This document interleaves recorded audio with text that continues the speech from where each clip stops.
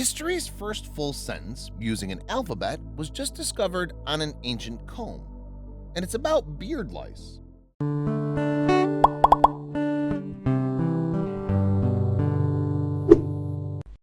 This ivory comb from 1700 BCE has an inscription in the Canaanite language that offers instructions on how to avoid lice.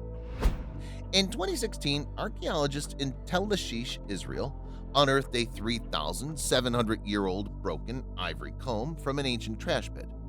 Though the find was set aside for years, researchers recently took a second look and made a surprising discovery.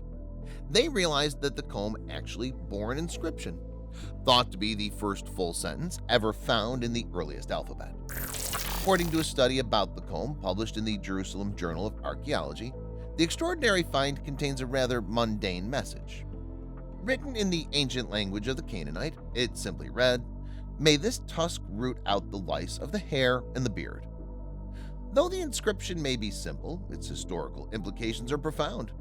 According to The Guardian, the Canaanite comb sentence represents the oldest known sentence written in the earliest alphabet.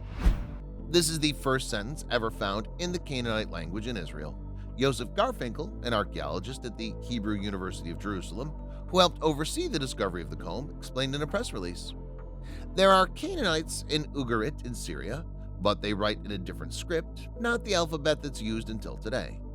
The comb inscription is direct evidence for the use of the alphabet in daily activities some 3,700 years ago. This is a landmark in the history of the human ability to write.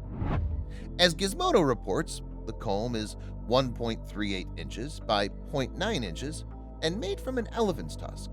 Though its teeth are broken, the comb once contained 6 teeth on one side, meant to untangle hair, and 14 finer teeth on the other side, meant to remove lice.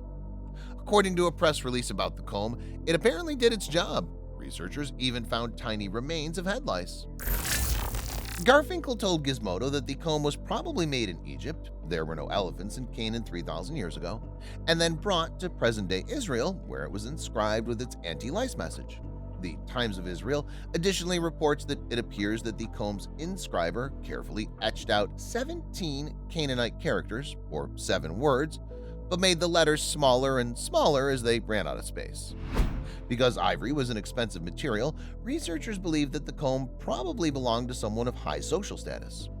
Clearly, however, their wealth didn't protect them from the plight of lice. The fact that this inscription is about ordinary life is especially fascinating. Christopher A. Rollison of George Washington University, who peer-reviewed the recent study on the comb, explains to the Times of Israel. Throughout human history, lice have been a perennial problem, and this inscription nicely reveals that even the rich and famous in ancient times, or modern times, are not exempt from such problems. As Rollston told The Guardian, the world's first writing systems originated in Mesopotamia and Egypt around 3,200 BCE. However, they were not alphabetic and instead used different symbols to represent words or syllables. The first alphabet emerged around 1800 BCE, when people familiar with ancient Egyptian developed the early alphabetic Canaanite language. Canaanite was used for centuries. It led to ancient Greek and Latin, which in turn led to many modern European languages, according to The Guardian. As a press release about the comb discovery notes, 10 Canaanite inscriptions have been found in Tel Ashish, which is more than anywhere else in Israel. But the comb is significant because its anti-lice message makes up a complete sentence in the ancient language. Yet there may be more discoveries in the ancient Canaanite city.